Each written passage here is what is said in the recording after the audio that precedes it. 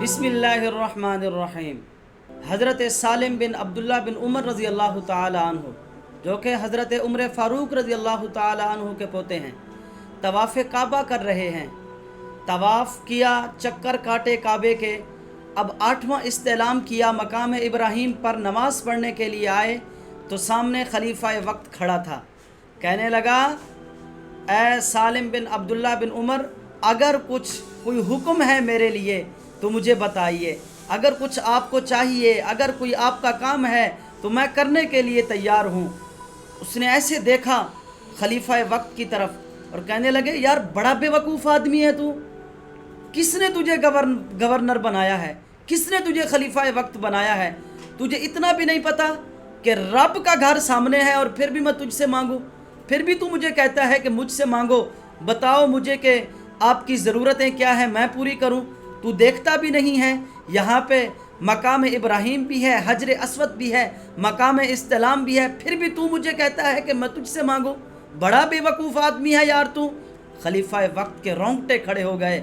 کہتا ہے، یار پہلے مجھے بھی کسی نے نہیں ڈانٹا تھا، مجھے بھی پاؤں تک پسینہ آ گیا، میں باہر چلا گیا، مسجد حرام سے باہر جا کے کھڑا ہو گیا، میں نے کہا یہاں آئے گے، ظاہری بات ہے وہ بھی جو ہے نا خدمت کرنا چاہتے تھے نیک لوگوں کی، تو باہر جا کر کھڑے ہو گئے۔ اب جب حضرت سالم بن عبداللہ بن عمر باہر آئے تو اب کہنے لگے، یا حضرت اب یہاں تو اللہ کا گھر سامنے نہیں ہے، یہاں پہ مجھے حکم فرما دیں، اگر کسی کی چیز کی ضرورت ہے تو میں پوری کر دیتا ہوں۔ آپ نے چلتے ہوئے پوچھا، اچھا پھر بتاؤ میں تجھ سے کس چیز کا سوال کروں، دنیا مانگوں یا دین مانگوں؟ تو وہ کہنے لگا کہ دین تو آپ لوگوں کے پاس ہے، اگر کوئی دنیا کے حوالے سے سوال ہے تو مجھ سے کیجئے۔ تو آپ نے چلتے ہوئے کہا، چلا جا، میں نے تو اس سے کبھی دنیا نہیں مانگی جس نے دنیا بنائی ہے، تو پھر تجھ سے دنیا کا سوال کیوں کروں؟ میں نے تو اس سے کبھی دنیا نہیں مانگی جس نے دنیا بنائی ہے، پھر تو کہتا ہے میں تجھ سے دنیا مانگوں؟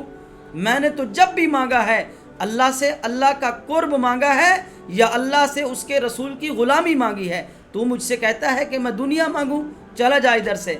اللہ کے جتنے بھی نیک لوگ گزرے ہیں، یا صحابہ کرام گزرے ہیں یا تابعین گزرے ہیں، وہ ہمیشہ اللہ پر توکل اور یقین کامل رکھتے تھے، اور پھر ان کی دنیا اور آخرت جس طرح کامیاب تھی وہ ہمارے سامنے تھی۔ اللہ کی بارگاہ میں دعا ہے خالق کائنات ہماری اس کاوش کو اپنی بارگاہ میں قبول و منظور فرمائے۔